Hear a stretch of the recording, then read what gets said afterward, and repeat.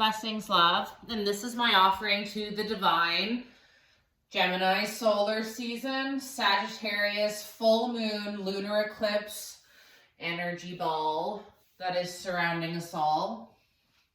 I offer this from the deepest parts of my heart and soul, from my own personal journey through the transformative, powerful energy of Sagittarius and Gemini. I am a Sagittarius sun by birth, meaning the sun was in the sign of Sagittarius the day that I was born, December 16th, 1983.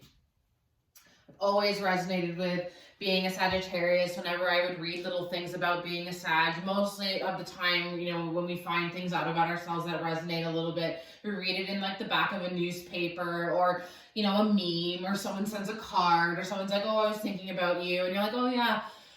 But when you really conceptualize, when we really start to think about, all of this, what I was thinking is just like, well, what are you even talking about when you say that I'm a Sagittarius, right?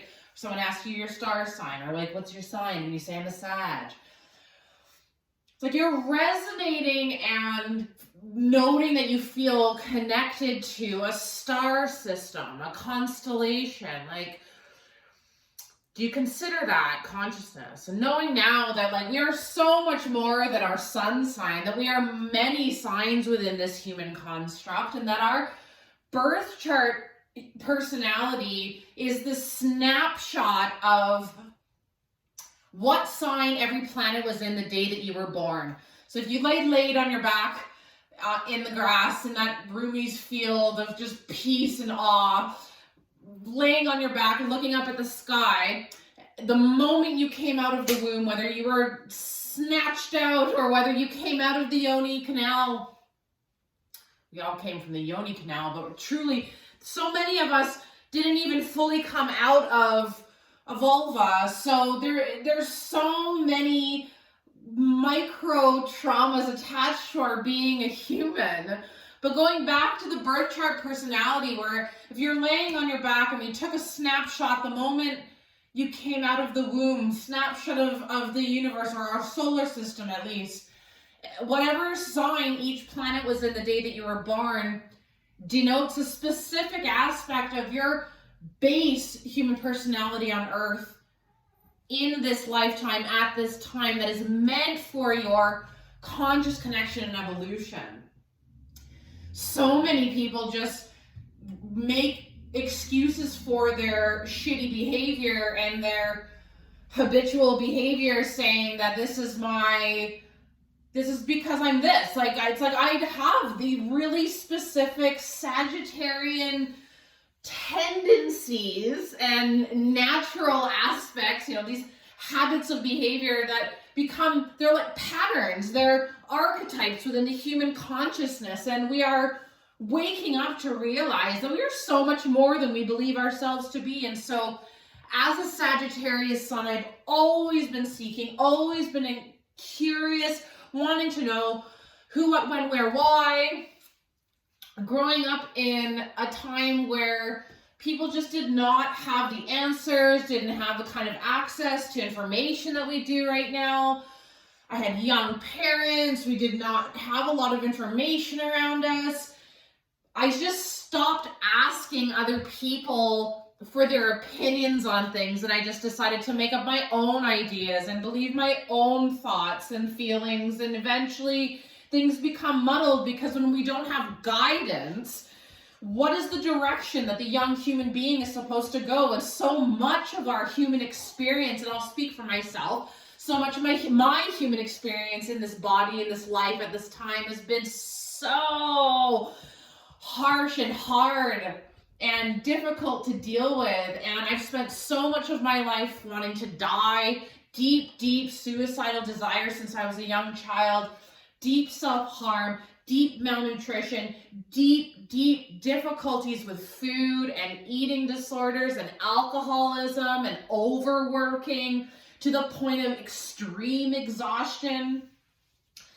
These are the cultures of our life. We've been patterned out in so many ways to just function from an Autobot existence. And at some point in my human experience, something came inside of me that's just like, I can't do this anymore to myself. I don't want to harm myself anymore. And I know I deeply believe that there is this delineation that's happening in human consciousness at this time, and it's prophetic, that we're really starting to see we have choices in an existence where it seems like we have very few choices. We have choices with the way that we show up to ourselves and our minds and our bodies and our hearts. And sometimes that's the only free will that we have in this existence. And human experience is so unbearable for so many human beings in general, not just in this 2020, 2021 gateway, but just human life is just so challenging and disgusting and difficult when you live in reality and you don't have this unbelievable amount of privilege where you can just detach from the pain of the world. How do you exist and coexist in an existence and in a dimension that is so fucking unbearable?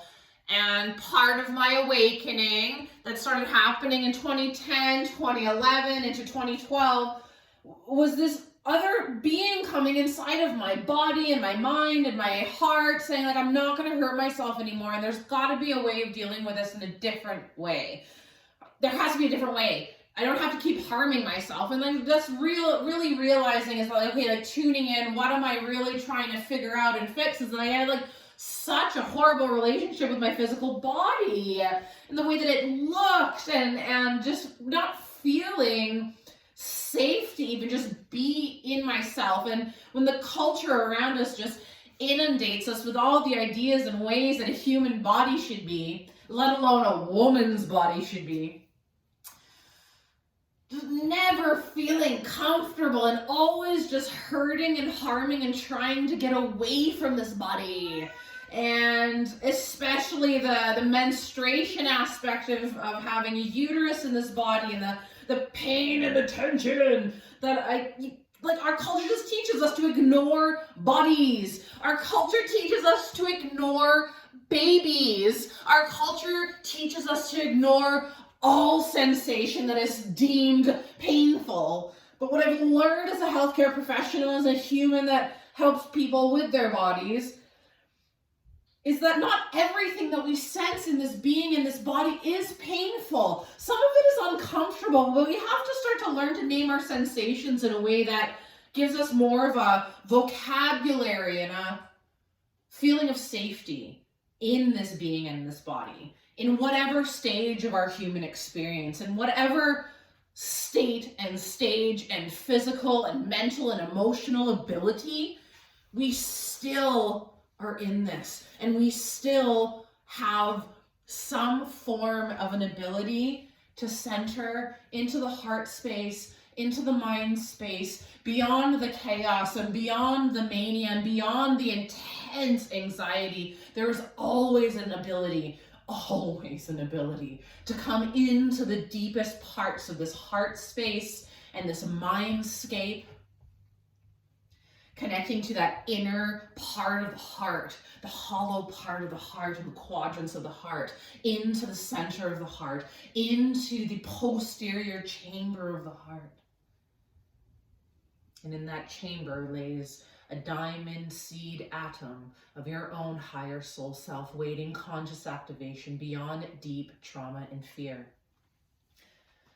And this body requires the highest aspect of your higher consciousness to come into the body and say, I will no longer harm myself and ignore myself and hurt myself. This is part of our healing and our awakening beyond eons and generations of self-harm and self-loathing and people having to escape from countries and starvation and deep loathing, this intergenerational trauma through infinite cultures. It's all coming through us all now. And as a Sagittarius sun, I'm willing to shine my light into the darkest corners of my own existence. For in that darkness, in that shadow space, within that deep part of my own heart and soul, lay so many incredible, potent gifts that are awaiting me, awaiting thee.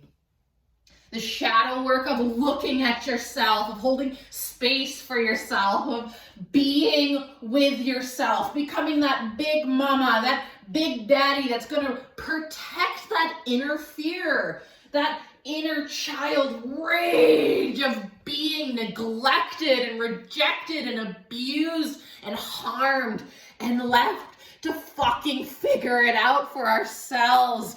There is a deep rage, it's primal rage, the rage of being neglected and rejected sets off one of the most painful aspects of our primordial human brain that's evolved over hundreds of thousands of years, beyond. We've been here for so long and we are forgotten. We forgot.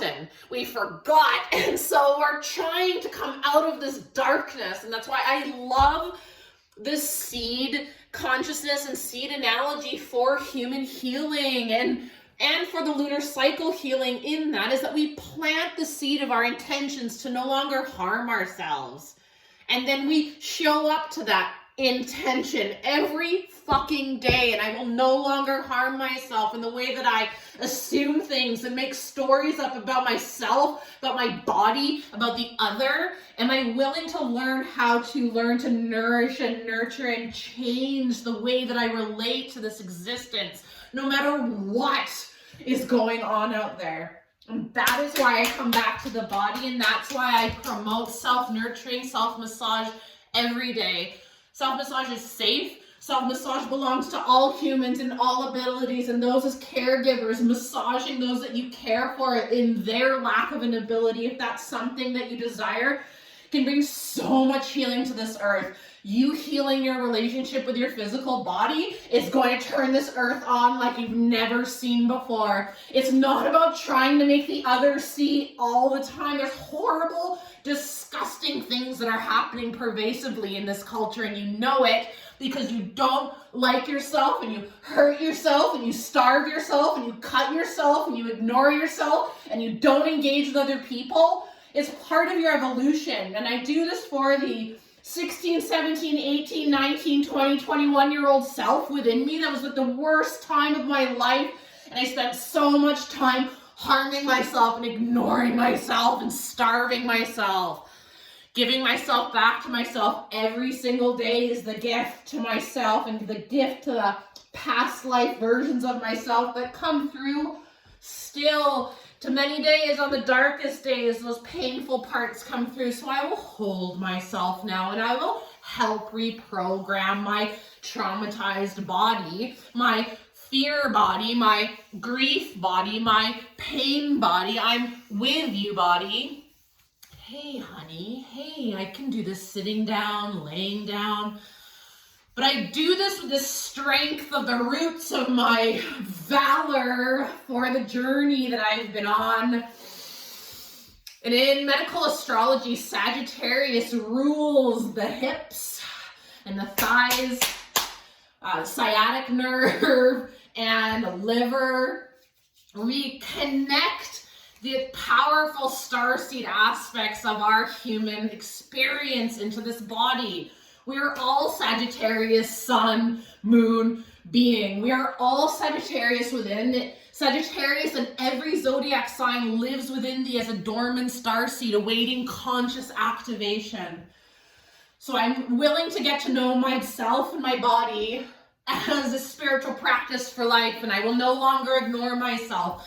And I'm willing to nourish myself and connect to my femur bone and the head of the femur that fits inside my pelvic bones, my iliac crest holding the pelvis, holding these bones. You carried me for so long. And we have come for so long, running. And will we lay down in that field together? And will we represent the journey of eons past, remembering and awakening through the density of this trauma and this grief? Hear me through the deepest parts of my soul. You have come here for a much bigger purpose than you could ever imagine. And your self-healing journey is the gift to give to this earth. True, authentic, self-nurturing care, body, mind, emotion, spiritual self-nurturing care. You belong to yourself. You belong to this earth. Return to yourself. I love you